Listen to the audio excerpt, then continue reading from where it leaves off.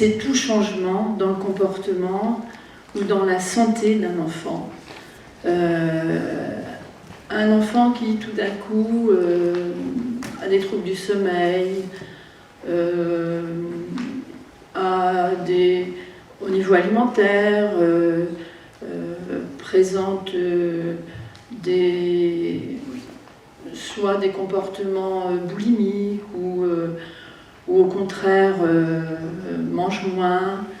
Un enfant qui a bien sûr, on en parlait dans le reportage tout à l'heure, un enfant qui devient énurétique, qui commence à faire pipi au lit, un enfant qui devient violent alors qu'il était beaucoup plus calme et qui devient agressif, bagarreur, un enfant qui a bien sûr une rupture des résultats scolaires, qui exprime des peurs, des troubles du sommeil, je ne sais pas si je vous l'ai dit, mais très très fréquemment, qui a des modifications aussi de ses jeux, qui s'isole beaucoup, un enfant qui s'isole. Toutes ces questions-là, tous ces comportements doivent un peu nous intriguer et nous envoyer à poser des questions. Et je crois que ce qui est vraiment très très important, c'est qu'il ne faut pas avoir peur de poser la question à l'enfant, de manière gentille, douce, mais lui poser des questions. Et je vais vous raconter une anecdote qui m'a quand même professionnellement marquée. Parmi ma patientèle en tant que médecin généraliste, j'avais une jeune femme, une famille, dont je faisais les examens pour le sport tous les ans. Et donc une famille bien fonctionnelle, sans problème particulier. Et un jour, la maman, donc je faisais la visite de la jeune tous les ans en compagnie de sa maman. Et au bout un certain nombre d'années, la maman vient me voir paniquer, puisqu'il y avait eu une révélation dans la famille. Le grand-père avait violé une nièce. Bon. Et donc, la jeune, je continue à la voir, et puis elle avait eu une vingtaine d'années.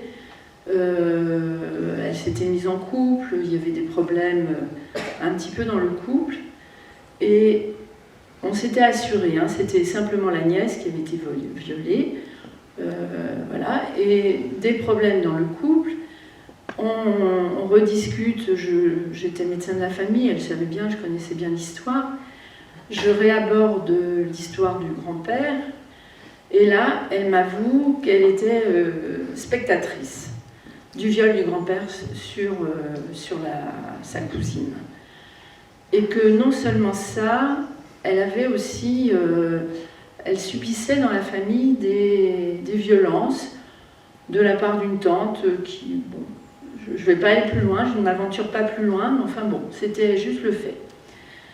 Et elle m'a dit, docteur Evenot, j'aurais souhaité que quand vous me faisiez des visites, que vous m'interrogiez, que vous me demandiez si tout allait bien.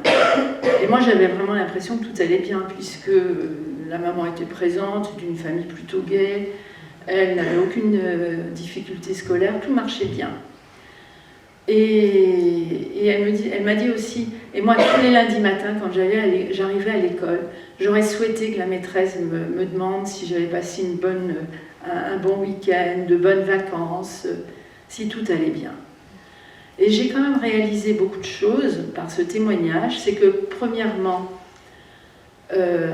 cette jeune a quand même été victime d'un trauma, bien sûr, mais aussi, si j'avais posé la question plus tôt, peut-être que la cousine aurait subi moins de dégâts. Parce que ce que je ne vous ai pas dit, c'est que la cousine, ça a été révélé lors d'un examen chez le gynéco. Elle n'arrivait pas à avoir d'enfant, donc il y a eu un examen gynéco fait. Le gynécologue avait été catastrophé, il lui a dit mais vous avez subi quelque chose, c'était grave. Il y avait un état de délabrement au niveau des organes génitaux internes considérable. Et donc voilà, c'est quelque chose qui m'a quand même marquée, puisque j'étais quand même sexologue et prise dans mon travail de médecin généraliste. L'examen de sport, vous savez bien, c'est toujours quelque chose qui nous embête et qu'on fait un peu trop rapidement. Voilà, je voulais faire ce témoignage parce que c'est vous parler un peu de la complexité des choses. Voilà. Vous avez parfois des enfants qui viennent en coprésique ou qui ont des problèmes intestinaux, qui viennent constipés de manière incompréhensible par rapport à ce qui s'est passé habituellement. Et ce que j'ai vu aussi, parce que ça on n'y penserait pas, c'est le surinvestissement scolaire. Vous avez des enfants victimes qui vont voir leurs résultats scolaires chuter, ça je dirais que c'est presque la majorité, mais vous avez aussi des enfants qui surinvestissent scolairement. Ils sont victimes d'agressions et ils vont surinvestir scolairement parce que c'est l'endroit en fait où ils vont se sentir bien, ou se sentir un peu protégés, et ça c'est quelque chose qui a priori nous alerte pas, un enfant qui marche bien à l'école. Alors. Et puis les comportements hypersexualisés, ça je pense que c'est quelque chose qui est connu. Quand vous avez un enfant qui a un comportement en décalage hypersexualisé, il faut nécessairement que ça alerte.